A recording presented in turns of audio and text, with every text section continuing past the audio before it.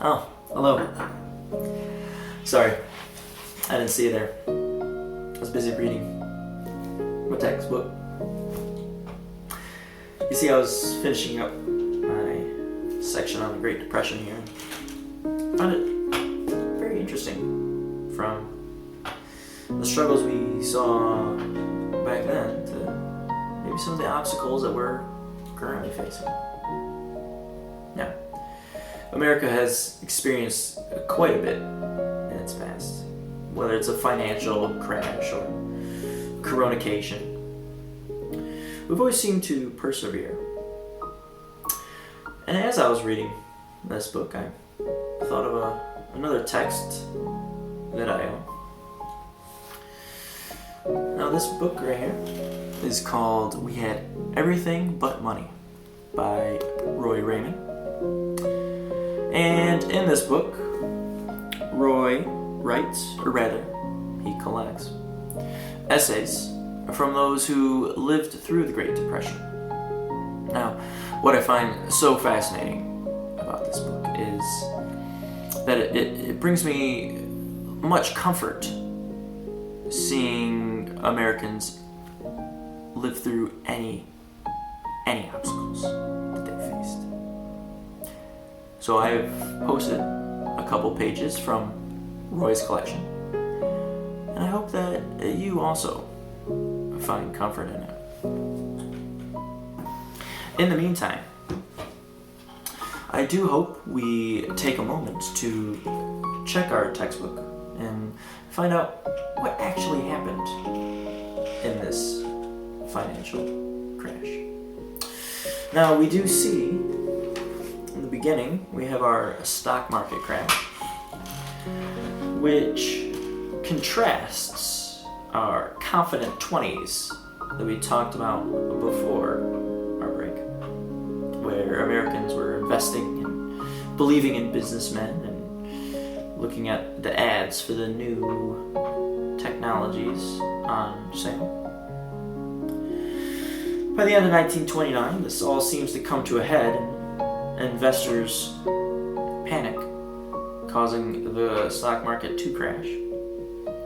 But importantly, along with this crash, there are other factors that deepen the economic problems, such as bank failures and consumer confidence at an all-time low.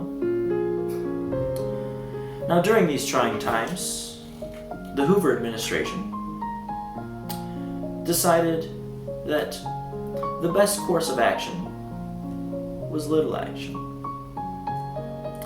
Now, Herbert Hoover was a man who believed that the government should stay out as much as possible in any private affairs, whether it be business or the household of an everyday American.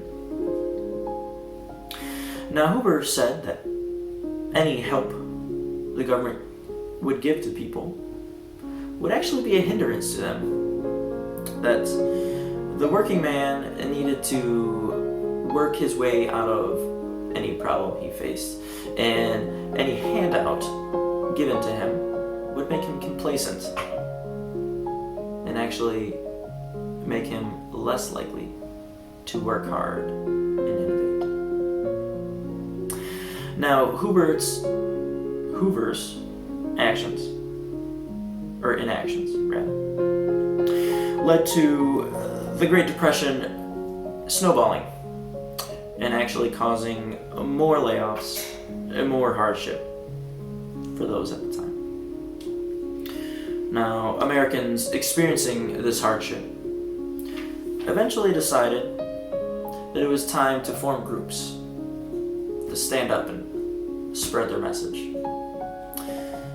Now, Hoover's administration saw responses from veterans, progressives, unionists, and even communists, who demanded that the government provide them with some relief to make it through these tough times.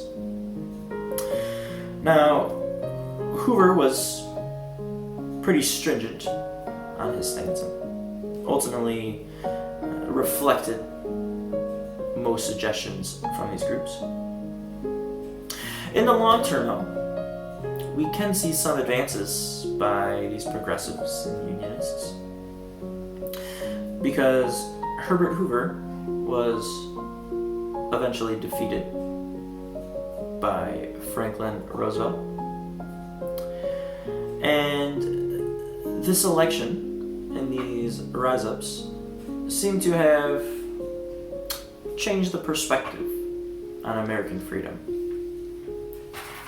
Changing it from a sole reliance on business and the individual to a more government-orientated vision, allowing for some help and relief sent out by the government. Anyways, our next unit, we're going to explore a little deeper into Roosevelt's government relief plan. In the meantime, guys, I hope your quarantine is going well. I hope your social distancing is still top-notch. In fact, I hope that by tomorrow you could take a wonderful picture of whatever activity you've been occupied with in your social distancing, and we can post them on a shared Google Doc on Google Classroom. I myself will be posting what I have been up to, so if you would like to participate, maybe that would help us out. Anyways, guys, I hope you're staying safe. I hope you're feeling comfortable. And I hope you're staying up with your AP US History. Alright, guys, I'll talk to you soon.